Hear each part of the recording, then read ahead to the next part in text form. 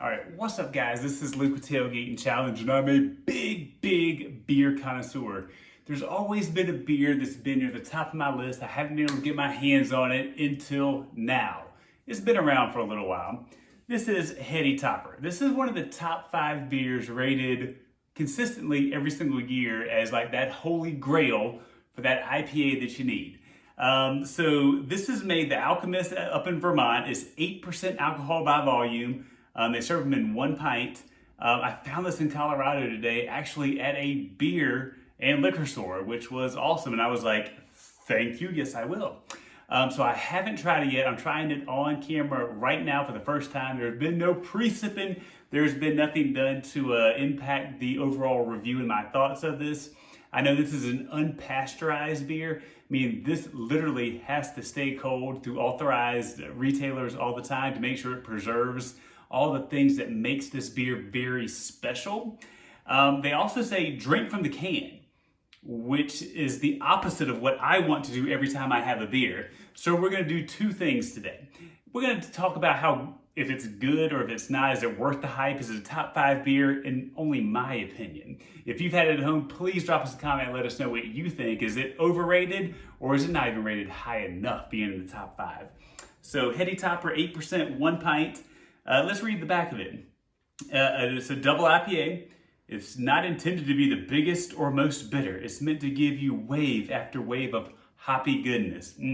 Sounds good. So drinkable, it's scary. Why do you recommend to drink it from the can? Quite simply to ensure a delightful hop experience. That of pouring it in a glass smells nice, but it releases essential hop aromas that we've worked hard to retain. But if you must pour it in a glass, you may find that some of the hop resins have settled in the bottom. Leave them in the can while pouring. This beer is perishable and at its best when it's young, fresh, and hazy. Keep it cold, but not ice cold. Alchemist in Stowe, Vermont.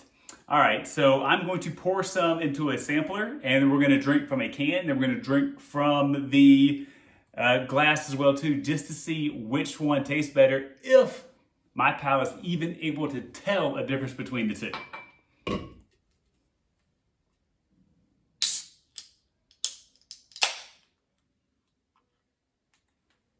All right, I'm going to pour a little bit in.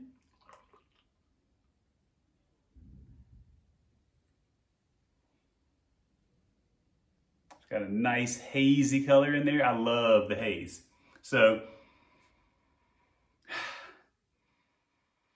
it smells, I like to say dank. Like that's a word that describes this beer. The first smell, dank, comes to mind. All right, well, let's taste both of them now and see if I can tell a difference between drinking it from the can as recommended or how I normally like to drink it, out of a glass.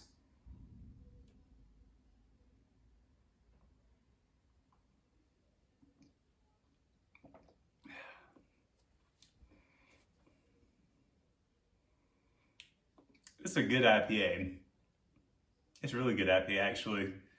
It's got a little bit of that pine resin on the backbone whenever you swallow. It's very light up front. The nose, let's see, can I smell it through the can?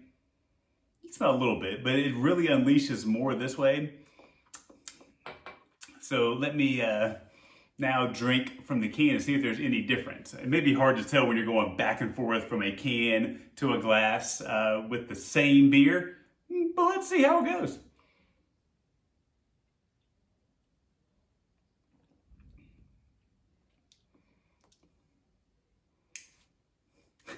Tastes about the exact same. So I don't know if over time or doing it differently may bring out something different.